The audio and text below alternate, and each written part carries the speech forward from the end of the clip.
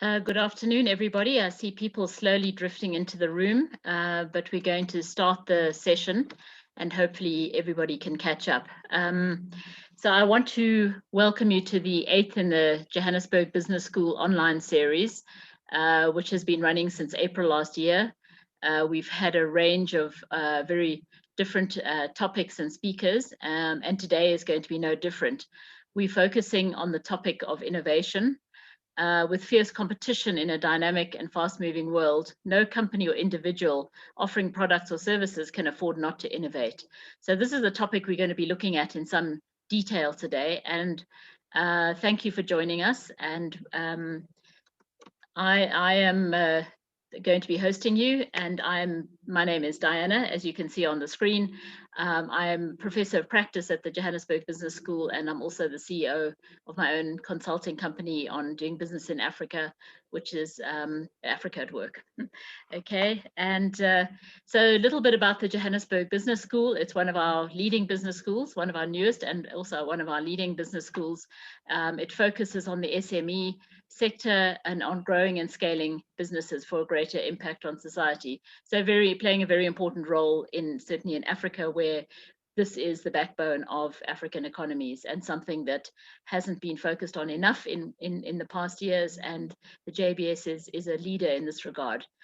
So this is an area where innovation fits in quite well. Okay, so just in terms of the housekeeping, please use the chat function to share comments and questions. Leandre, our speaker, is very happy to take any questions and comments. He's brimming with enthusiasm and really keen to engage with you all, so please remember that, and I'll mention it again. Also, the session is being recorded and will be shared, and also it's live streaming on the JBS Facebook site. So please have a look there if you prefer to view it that way. So just to talk a bit, so our speaker today is Leandre Adifon. He's the founder and CEO of Pyramid Base Technologies. He's based in the USA and has spent his career bringing new products to life at large multinational corporations. We're going to be having a discussion today on the journey and fundamentals of innovation in creating trend-setting products, processes, services, and also something about how this can be applied in the corporate sector and in companies. Leandre has been responsible for 40 patents internationally, and we'll talk maybe a little bit about that as well. So a lot of expertise and insights lined up here, ready for you today. Okay, so Leandre, and just to say, to follow, that's the JBS social media. Again, just to remind you that this is being live streamed on the Facebook site of the the Johannesburg Business School, sorry. Okay, so moving on to Leandre, I've given a little bit of description of him there. He's talking today about his book he's the author of Winning Innovation Excellence. So Winnovex is his shorthand for this, and the title of his book that he's going to be talking about, the giving insights from the book today. He calls it a guide for anybody, a must read for anyone interested in any aspect of innovation, and a guide to what he calls the Innovex way. Leandre might well be based in America, but he is, for those Africans who are watching today, he is one of us. He is from West Africa, from the Republic of Benin. So Leandre, with no further ado, I'm going to hand over to you. Diana, thank you very much. And JBS, thank you for this opportunity to share my thoughts and insights with a pretty good crowd. And I expect that we will have a healthy discussion at the end. I will start with something that is very dear to me. It is observations. I'm not a movie goer. And I realized years ago that we spend our days going through the day very quickly, distracted by thousands of things, and we miss the wonders of nature that are around us. And observation is key. A day is made of 24 hours, or 48 half hours, or 96 quarter of hours, but we fail to take one of those 96 to just sit and relax or walk and breathe and look at things around us. The book mentioned that. I gave 2 examples of observations I've done. I have a whole array of observations with notes. And I encourage everybody to look at how nature itself is so beautiful and has trillions of architected things that come together. And if somebody is not used to doing that, please become an observer today. Even if you are in a meeting or observe nature, you will enjoy. Having said that, I will touch on a few themes quickly and then open up for a discussion. People can ask questions about innovation, and then we'll talk about. The first theme I'll talk about is innovation itself. If we look at human history all across, from prehistory all the way to modern era, whether we're talking about prehistory and we talk about the Stone Age, the Bronze Age, or the Iron Age, we have innovated all across. Innovation is a constant with us, and we innovate to survive. The day we stop innovating, we won't be able to live anymore. When we come to modern era, innovation has also been characterized by the first industrial revolution. When we talk about mechanization, the use of steam power and water power, and then the second industrial revolution, when we talk about electricity and mass production, the third industrial revolution characterized by automation and computers, and now we are at the fourth industrial revolution characterized by cyber physical systems. Every time we've innovated, and that is key. Now we are in a connected, global and connected world. Today is crazier than ever. A company that is not innovating disappears. In the US, 12 alone in 2020, 12,200 stores closed, tens of companies closed. A company that was very dear to me, it was Borders. Borders was established in 1971, and it was a very successful company. And I used to go there every Sunday to read books when I was living in Connecticut. And then Kindle was introduced by Amazon. And I remember discussing with one of the managers at Border. I say, aren't you going to come with something, an ebook? Say, oh no, people like to touch their books. They like their books. And yet they didn't, they closed because Amazon took off. And today all of us carry plenty of books in handheld devices, entire libraries in handheld devices. The competitor, the Barnes and Nobles, that came out with the Nook, still is in business today. So innovation is a must for companies or individuals to survive, to go on. Now, when we talk about innovation, what is it about at the core? It is bringing new things to life, to meet, to satisfy needs. Now, when we talk about needs, I classify in the book needs in different categories. Needs that are known and are addressed in a certain way, and needs that are unknown to people. And when I talk about unknown needs, I put them in 2 other categories.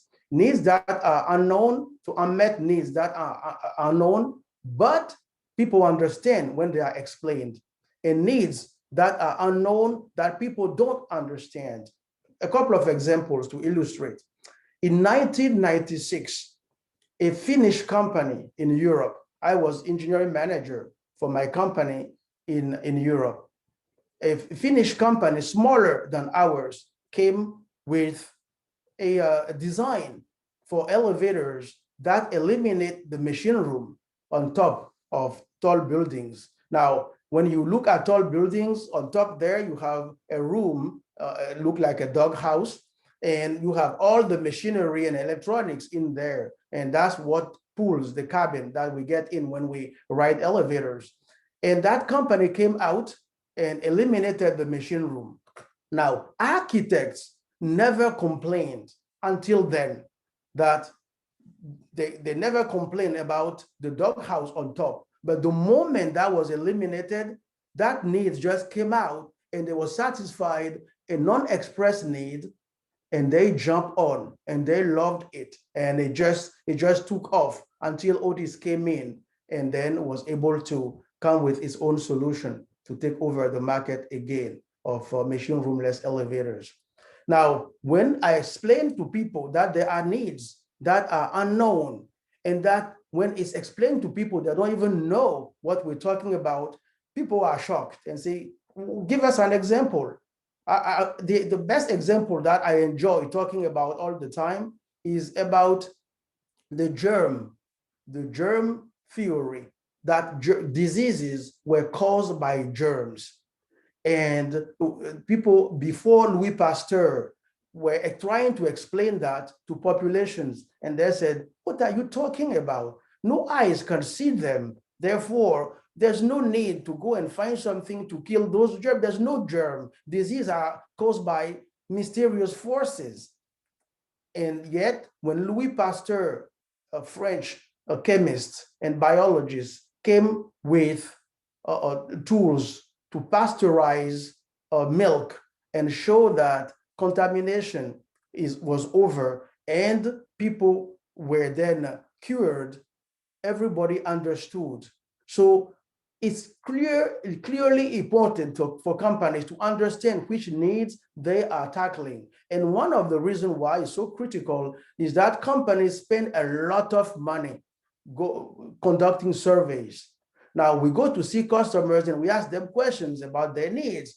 Well, they will talk to us about known needs, known unmet needs. And then, yes, that's key as well, because when we tackle innovation, we tackle it from incremental solutions and radical solutions. When unmet needs are known, it's very easy. Then we go on there and then we bring in incremental solutions, and customer surveys can help us with that. But when it comes to unknown unmet needs, it becomes more critical because people don't even know. And then when we explain it to them and they understand, then they can help again with incremental solutions. But to come up with radical solutions, observations come into play. And then the expression of the needs come into play. And that's where I'll touch on another theme, which are functions. We express needs through functions that we want things to perform or things perform. Now, what is a function? It's something that something does, a device does. That is its function. I take, for example, what I have in my hand, I hope you can see it on the camera, is a bottle, a simple bottle.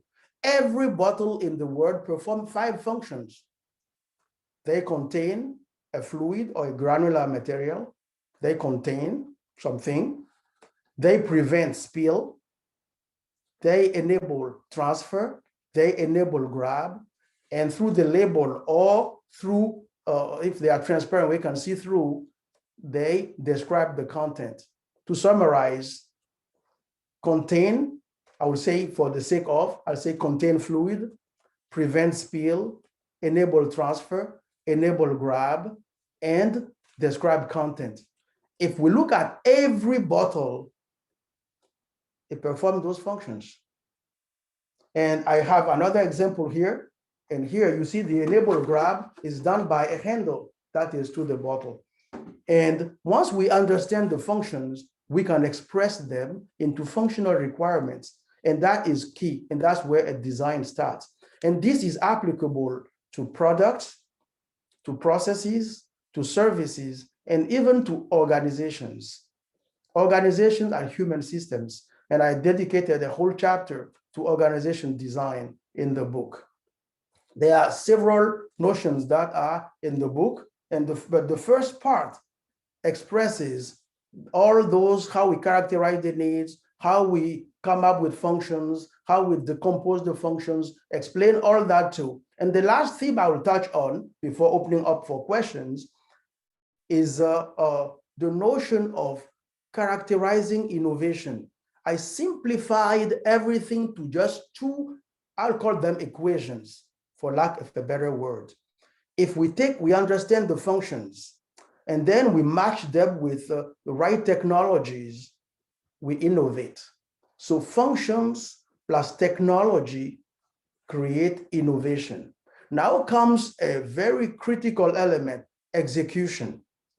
When we execute well, the combination of functions and technology, we get winning innovations. Because we can, yes, identify the functions, we can have the technologies, but if we don't execute very well, then what happens is that we don't have winning innovation. Somebody else will come in and will execute better, and then we'll win.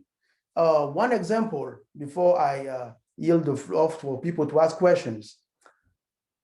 I have on my wrist an Apple Watch. History, reading through, said that Apple started talking about the watch, designing a watch since 2002. 2004, they became very serious about it. But then they released it in 2015. People got the first one in 2015. I got my first one, generation 1 in 2015. Now I have a generation 5, but generation 1 was 2015. It took all those years because Apple put a lot of emphasis on execution.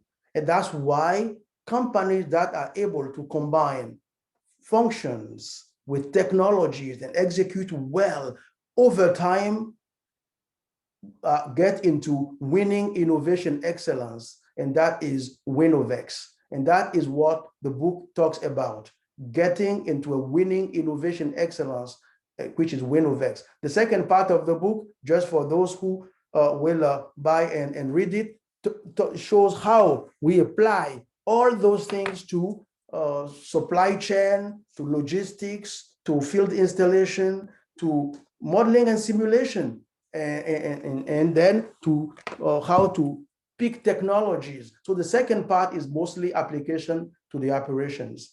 Diana, I will pause here, and then we can take questions.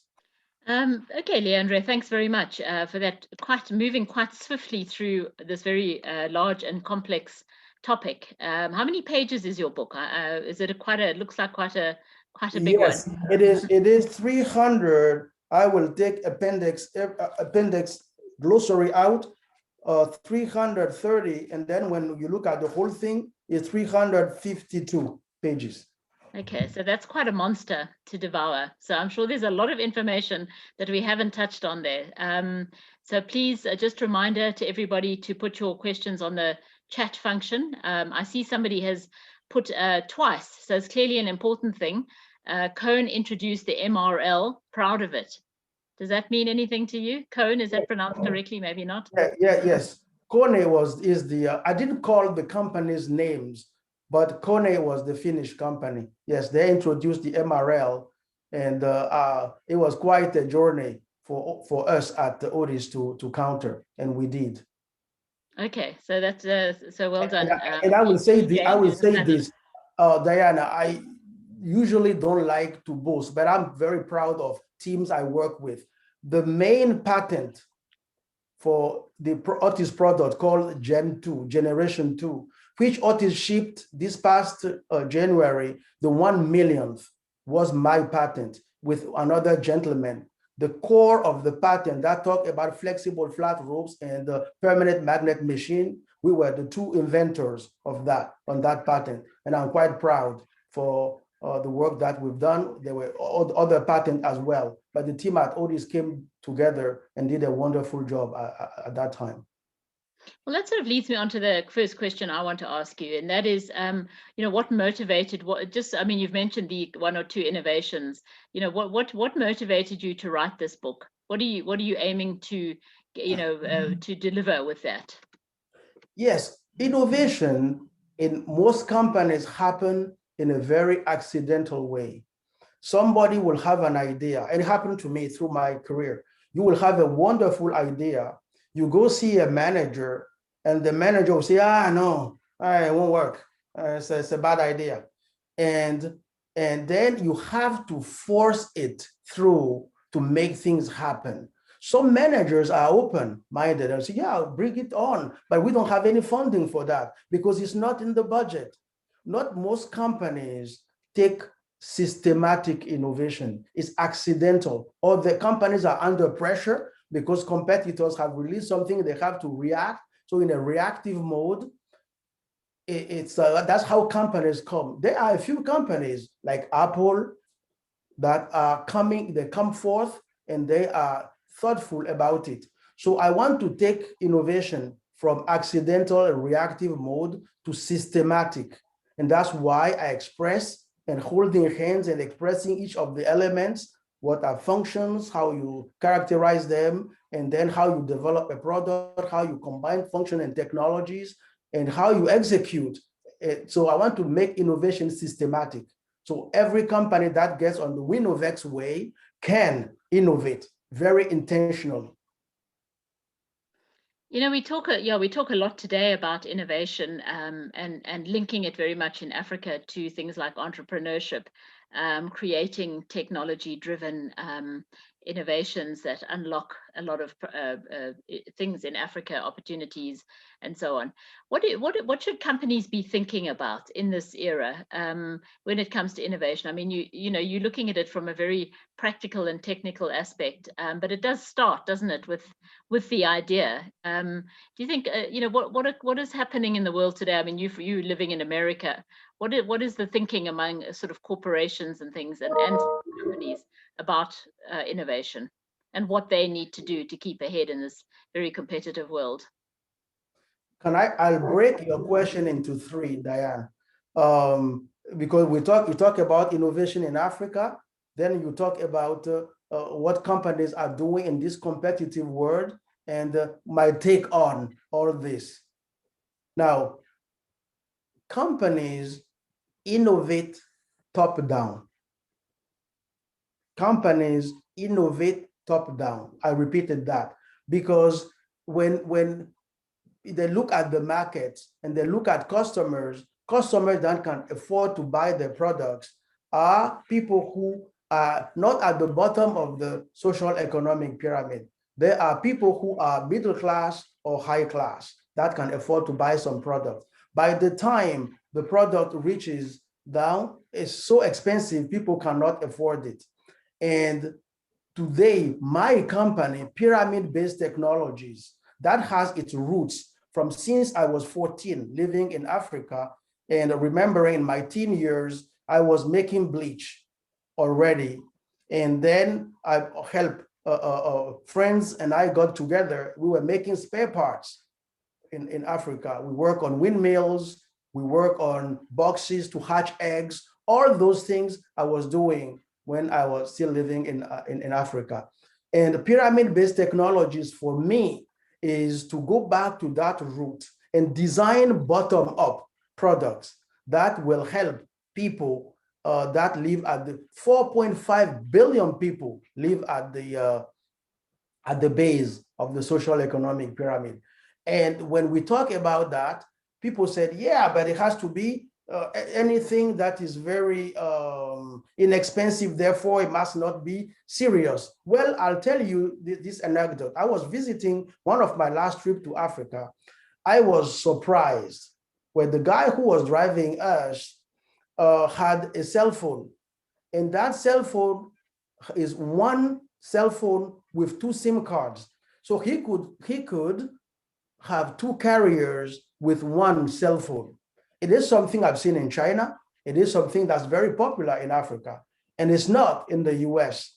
And when I look at that, that's high tech, but adapted to people who won't carry two cell phones, they just have one. And you take, for example, in Africa, and you look, people did not go through landlines. They jumped directly to cell phones, and they took advantage of that technology. Now, the interesting part was that the guy showed me his cell phone, which in the US will cost $20 US. And he told me, you see this phone, it costs equivalent. He told me the price, I calculate $20 US. And I said, oh, it won't work. He said, yeah, try and call me. It works. And then he threw it in the dirt and grabbed it and said, can you throw your expensive US phone in the dirt? I said, no way, I can't do that. So rugged, high tech, it works, it is there, people are adopting it. It has impact on them. They communicate. That is the way to go. Africa can leverage technologies that are around the world, developed around the world, and then adapt them to the needs of the people in Africa. One last example before I jump to your second part of the question. There's a gentleman in India. Years ago, he took a solar panel, a small solar panel, and made it to light one light bulb. During the day, people put that lamp outside, and then when night comes, they bring it in.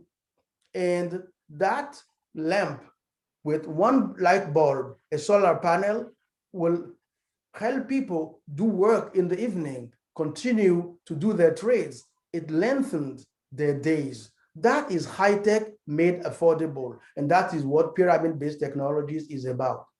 Now, you ask the questions about large corporations. How would they go? How are they going about that? Some large corporations are struggling because they are not intentional about innovation. But companies like Google, what they do is that they encourage entrepreneurship inside. Somebody has an idea at Google, they will get funding and then go off and play with it. And they will get time and money and go play with it.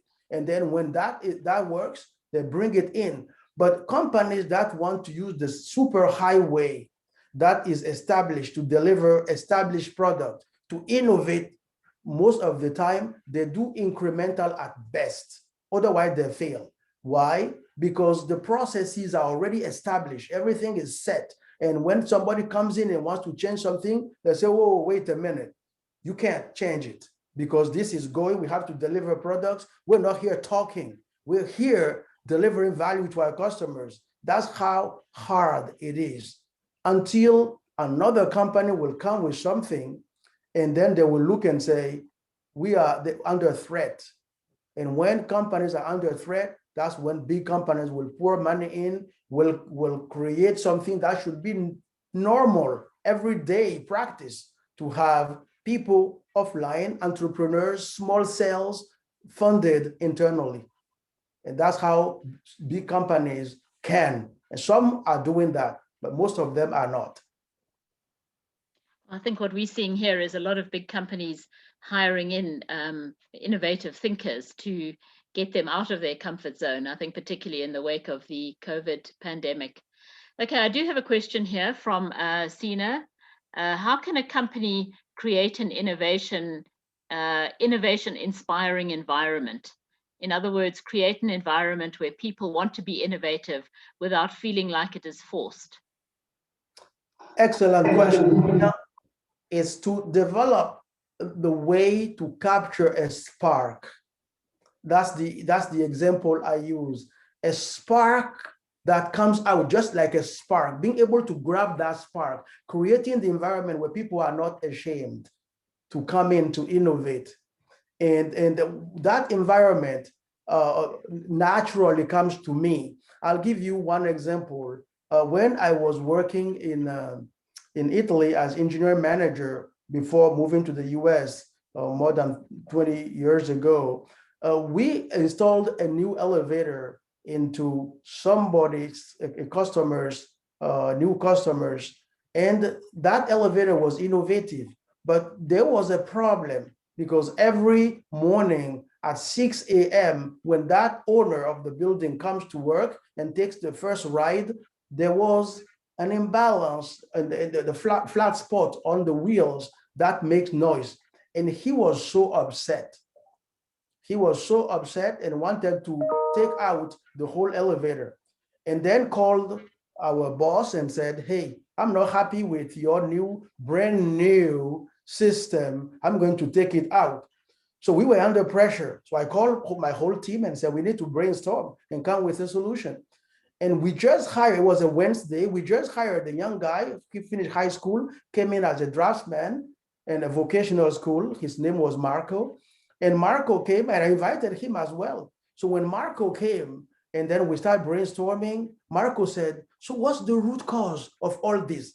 His boss's boss, who reported to me, said, "You shut up. You don't even know what we're talking about. Just started 2 days ago." And then I turned around to Marco, and then I say, "Marco, when in the evening nobody's using the elevator, it was a hydraulic elevator for those colleagues who are maybe on and understand very well, it goes and rephase at the main floor, and then it sits there all night. That's where we get the flat spot." And Marco said, "Oh, why don't we put two gentle wedges at the bottom, so when it comes down to rephase all the evening, it just offload that." And I turn not to Marco's boss, but Marco's boss's boss, and I say, "Now you go, I need this today." And he went, made that simple wedges, two simple wedges, put at the bottom. It came in. The gentleman came to work, the owner came to work the following day, and nothing happened. He called the managing director and said, "What happened here? I threatened you guys, and then you came with the solution." And the managing director called my boss at that time, and then I talked to him on the phone, and I said, "Yeah, Marco, it's not me, it's Marco, a guy who started 2 days ago." And then he said, "Okay, after lunch, I'll stop by." He stopped by, came in and shook Marco's hand. Nobody could stop that guy. He was off. He took off. He was so happy. That's the environment where we have to listen to everybody. Okay, from people who have been in the business for 30 years and somebody who just started the same day or 2 days. So Tina, to summarize, it is important to create the environment and provide means for people who can express themselves, and then educate people on understanding to thinking functional and combining technologies and function, as I explained in the Winovex. Thank you. Yeah, I think that if you don't listen to people these days, you'll never get anywhere, because a lot of that talent is down the chain, the value chain. Okay, there's a question here from Kim. I love the idea of encouraging entrepreneurship. It makes work purposeful and is a creative outlet. Perhaps Mr. Adifon can give more practical pointers to encourage that. Yes, pursue your dreams. It took me long years to go through corporate and to run engineering been lucky to run engineering at the highest level of large companies. But now I'm pursuing this dream I've always lived through. Even when I was working for companies, I always assumed that it was my company. Even when I was working for a company, I worked like if the company were mine. And that's why I treated my colleagues like customers, my bosses like customers, internal customers, and then we all serve the external customers.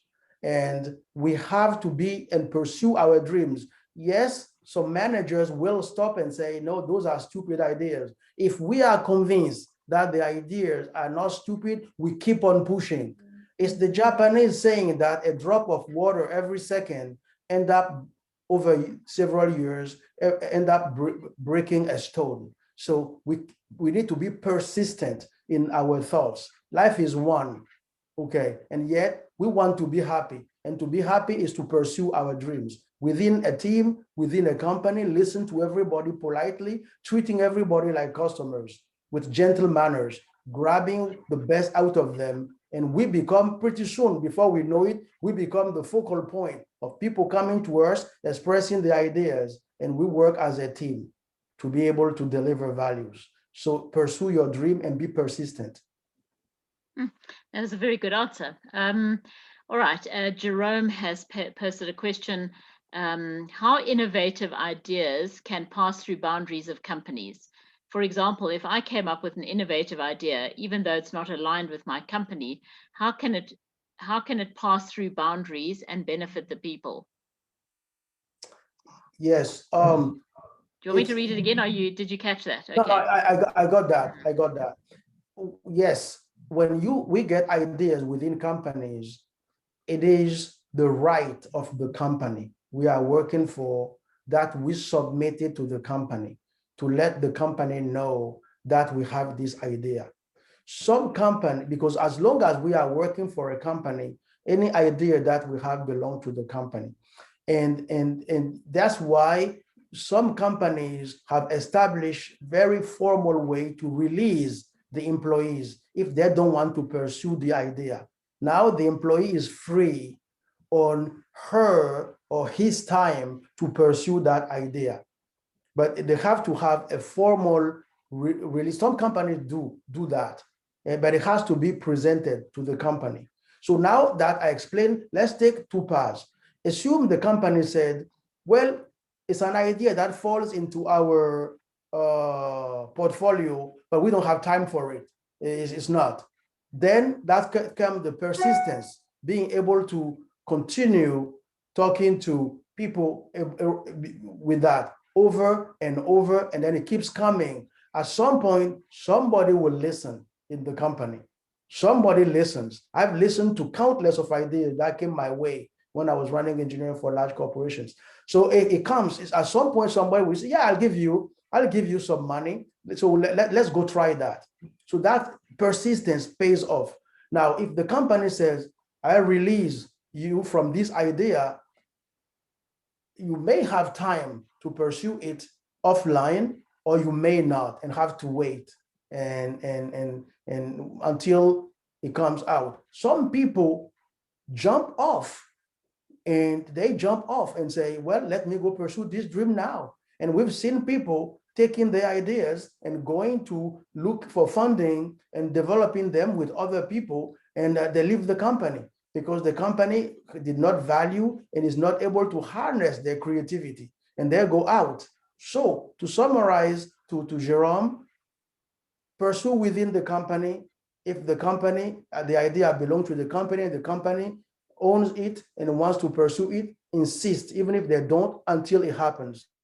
Or wait, if the company releases you, wait till until you have the means, or leave and then get the means with other people and develop your idea. That's how the world evolves.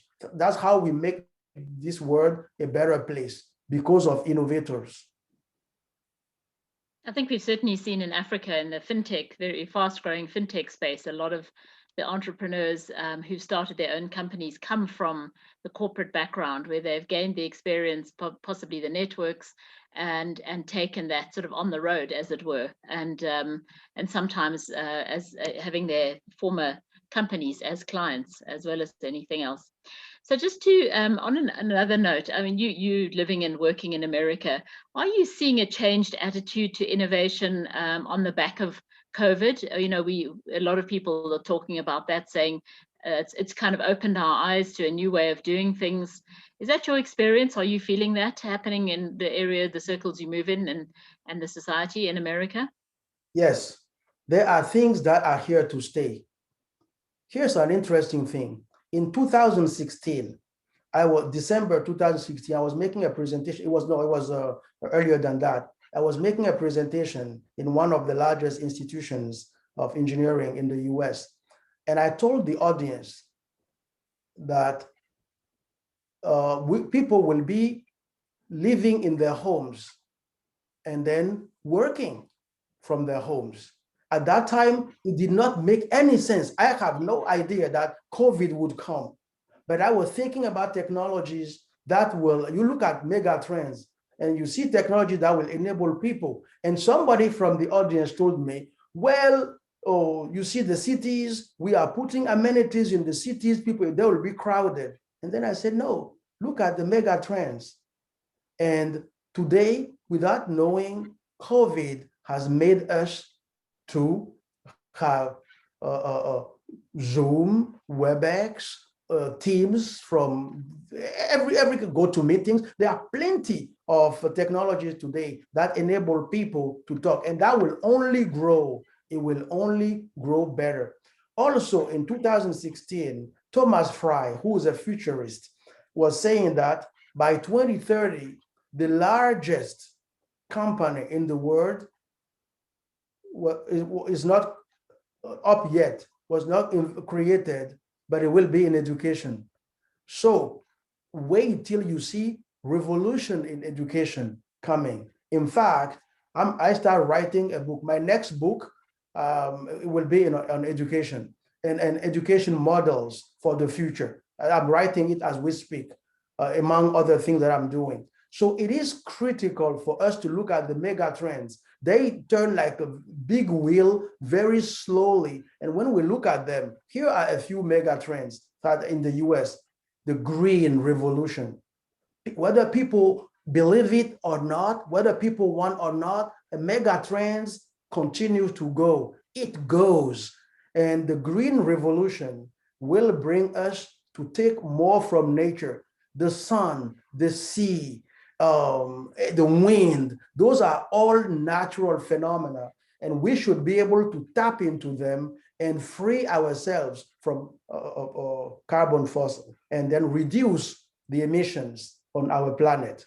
So those, looking at those, there are technology that are sprouting in the US. Entrepreneurs from the major schools are coming out by the dozen. Now that I'm a founder and CEO of a company, people are approaching me from every angle that I did not know until they start looking and they approach and say, do you want to do this? Do you want to do that? Do you want to do that?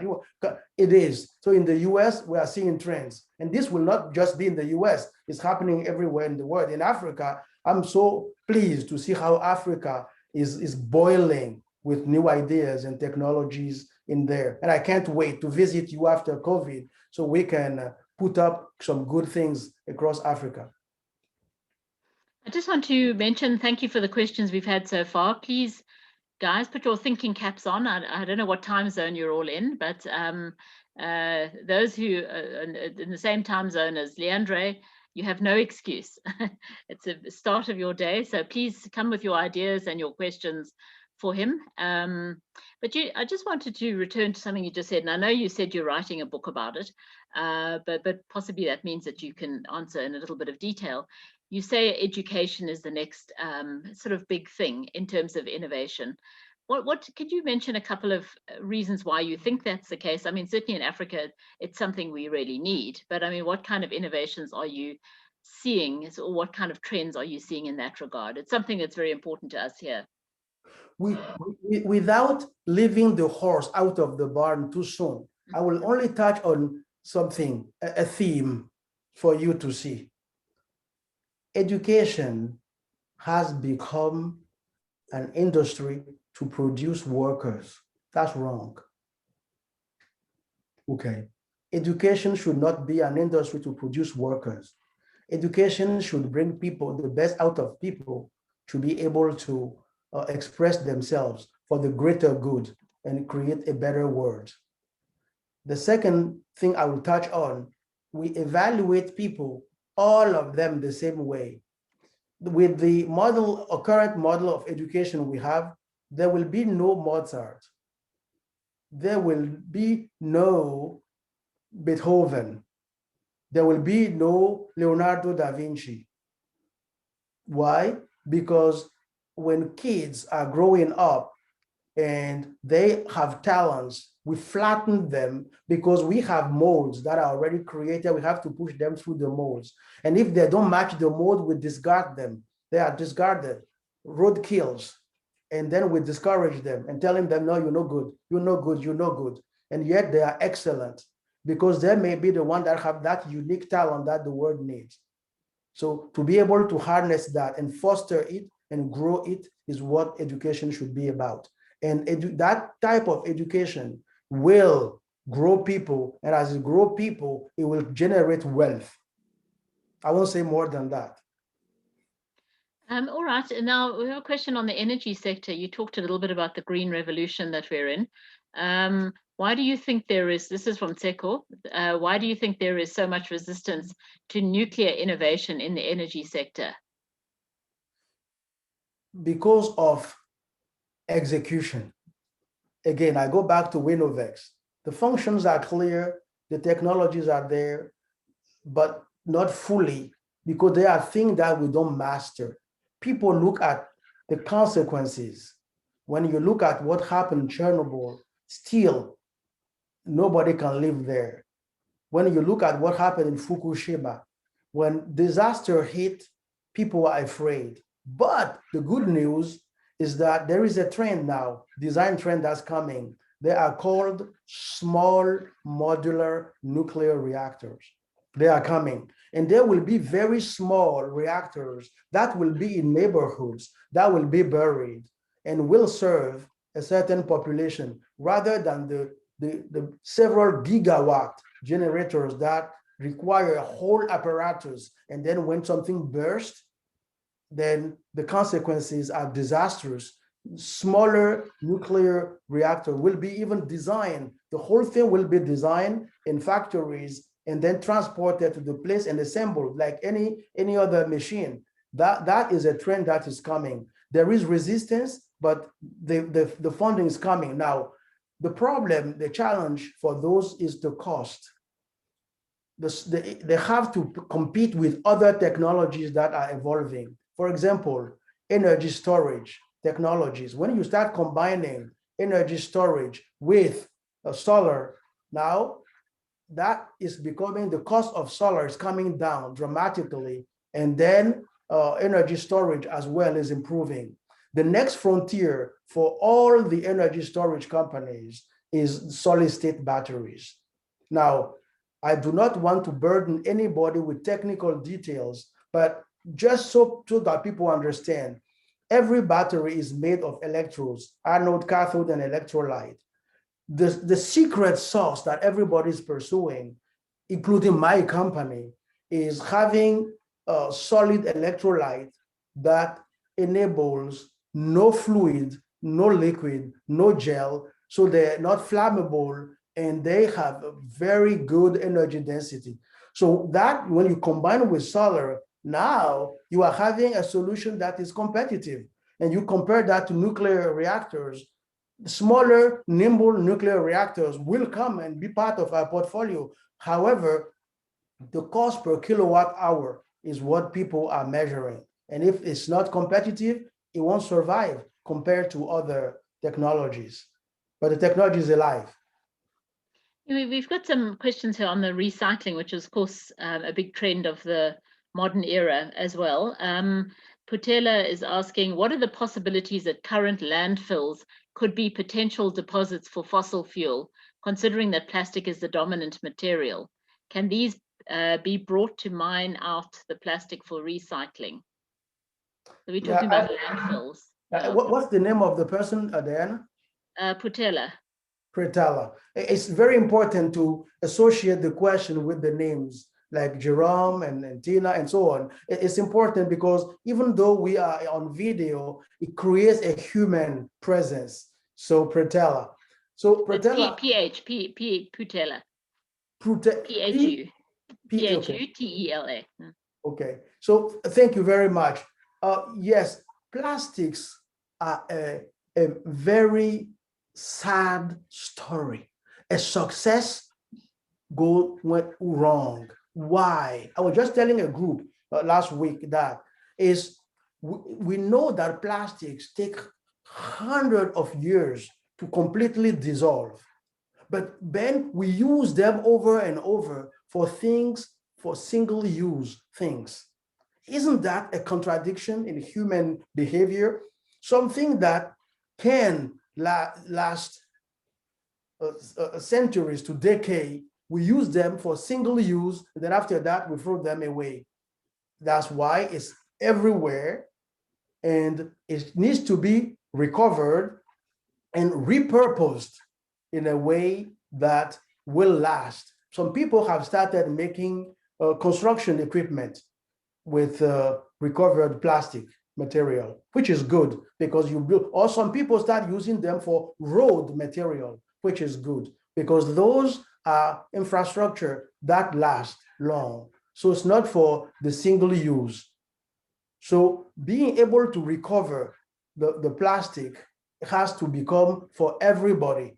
And some people talking about plastic, some people have refillable bottles right now, and they don't have single-use bottles that after that they throw away. The consciousness, the awareness is growing, which is encouraging in the world, that people are, plastic should be recovered. We should always not throw in nature, but bring it to a recycled place, put in the recycle bin, and they will be recycled in such a way that we don't pollute this only place we all call home, which is planet Earth. Well, I think there's advances, waste to energy advances too, which is very heartening. Patella also asked at the bottom of that question, how will these batteries be recycled? And I think this is another broader Oh, question about, yeah. interesting. Mm. Interesting. When we look at the batteries, evolution of batteries, in all our cars, we still have lead acid. And the electrolyte is an acid, sulfuric acid in our cars. We evolved from there to nickel cadmium and then to lithium ion. And now we're talking about lithium ion with solid state. The company that will be successful, including mine, because I'm pursuing that as well very hard, are companies that will design batteries that can, at the end of the cycle, everything will be recovered and be repurposed. Company that will be successful are companies that will be able to claim on their products that nothing should go to landfill. You take, for example, Apple again. Apple has they have a robot, and then at the end of the cycle, if you, I think we could find something on YouTube, but I was talking to people from Apple, and they were describing the robot that will take the iPhones and break them completely, decompose them, and recover things from. So that is no landfill. That is the goal. A company A has a product and company B has a product. Because of the awareness of the environment, company B can claim and say, look, no landfill. We design our products, we sell them. At the end, nothing is going to landfill. People will value that. It's now part of the value delivery of products. And the batteries will also go in that direction, which is, yes, we have plenty of batteries today that may still go to landfill, but the future is recyclable in such a way that they don't go to landfill. So would it be feasible to begin exploring the use of nuclear waste to make batteries? This is a question from Seko again. That is interesting. When you take uranium, that is it goes down. Now, when we talk about the batteries, the architecture of batteries I'm talking about are electrical batteries that have an electrode that is usually a cathode and anode. When we talk about other type of batteries, thermal batteries, molten salt, even a dam is a sort of battery that stores energy and then release it. It's not something that I have thought about, and therefore I would not start inventing life and be ridiculous. So, but because once the fossil fuel, when the nuclear material comes to the end, there can be repurpose, there can be reload, but I wouldn't go there. We have plenty of other possibilities to do batteries. Sure. Okay, just a question from David, Bill, sorry, I do see your question. I think it's going to be quite a lengthy answer. So let me go with this question first from David. Remote working will obviously change the dynamics of innovation within a team. Those teams will lose the synergy of sitting and working together to share and build on creative ideas. This interaction will be different in a more virtual world.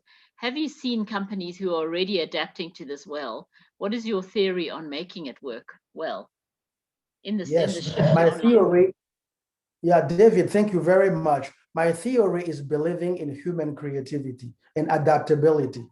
Our creativity and our adaptability are such that there are populations. I'll look at a basic skill. There are populations where for people swimming and going underwater with no scuba diving material and going all the way to go and grab sponges at the bottom of the sea is natural. They grew up with it, they adapted themselves to it, and they can hold their breath for long minutes and go all the way down to go and grab sponges and harvest them.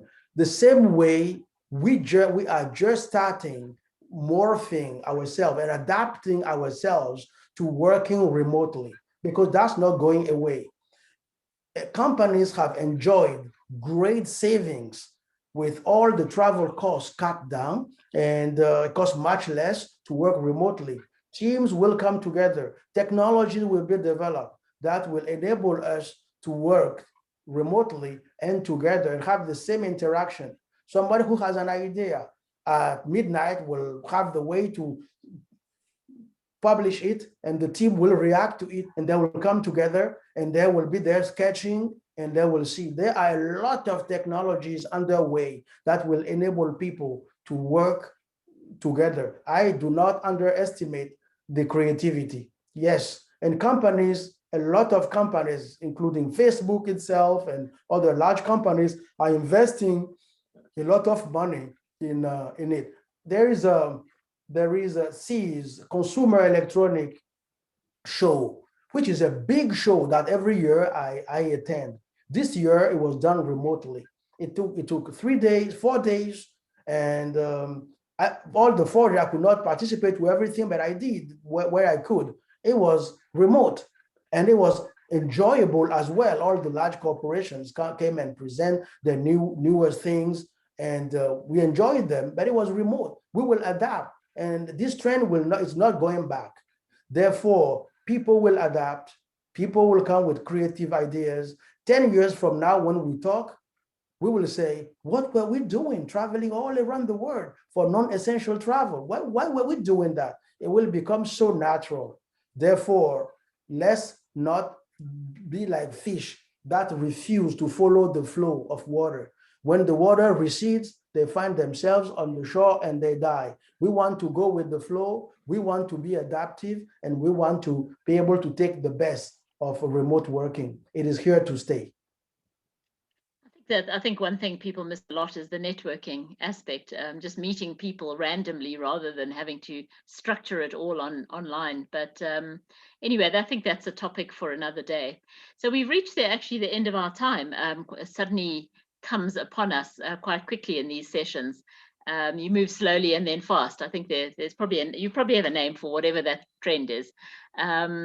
So I just wanted to thank you very much. I think there's been a lot of interesting comments and everything. I just the question I didn't answer, but we don't have time to answer, but I'm just going to mention it because just so it's something that somebody asked about, and that is sorry, I've just seemed to have lost it. Well, let me make a suggestion while you are closing. Collect all the questions. We will give some sort of answer and post them at JBS website. So people can go to JBS website, and then I'll post some of them as well on my website. People can look at those. All right. Well, we can do that. Actually, that's a good idea because we have to wrap up now. Because there's a couple more that have landed. But okay, we've run out of time, but the JBS team will collect that and hopefully get you an answer to these questions. But I have one thing to finish. If I have a group of people of 15 or more that have the book, I will give them 1 hour of Q&A. We can do, if the group can organize and get back to me through my website, the Pyramid-Based Technologies website, and say, we are 15, we have the book, I will spend 1 hour. Every 15 people, I'll spend 1 hour with them, and then to get through the book and help them through. Okay, and they should contact you directly or through the JBS? It can be through JBS, it can be through my website. It's okay. I'm in partnership with JBS. I'm very proud to work with JBS. Okay, well, thank you very much for that. I think you've done JBS proud today. I think you've delivered some very interesting thoughts and obviously stirred a lot of thinking on new thinking on a lot of these issues. We haven't seen the book, but we look forward to that, or I haven't. So I just wanted to say thank you to a few people. Firstly, the Center for African Business at the Johannesburg Business School, which put this event together. Lisa Rees, who is the head of the Center for African Business, and her team, who again, as I say, have put this together and have got us a great speaker, our esteemed speaker, Leandre Adifon, who we hope we'll be seeing more of and talking a little bit more about our region, which is Africa, your region, our region. What's happening in Africa as well. So we hope that we will see you again in the near future. And thank you so much to you and to all the delegates who gave up their time this afternoon to join us. So thank you, everybody. Thank you.